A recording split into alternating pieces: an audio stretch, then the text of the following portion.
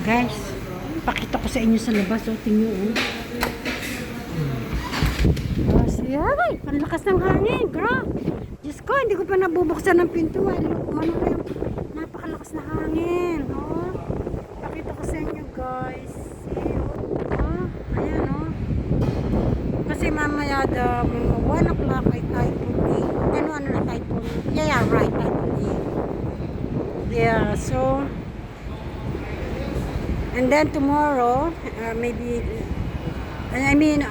tonight, morning, 1 o'clock, I guess, is a typhoon 9 na.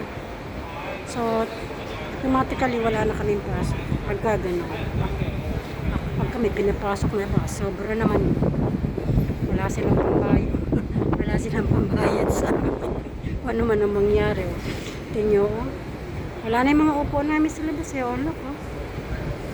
Wala na, oh. Wala. Pinagtatago na doon sa likod. Sa aming bodega, oh. See? Kabubukas ko lamang ng pinto. Bibigla akong hinila ng hangin, oh. Tingyo, oh. Right, oh.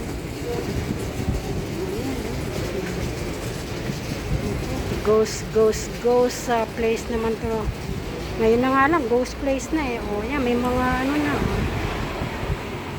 Guys, see, kakaunti na itong mga ganitong oras. Normal days, talagang nagdadatingan na yung mga tao. Diyan, para na kasi nga going to office na sila. Pero ngayon, wala kang makita. Ano lang oras? 9 o'clock pa lang.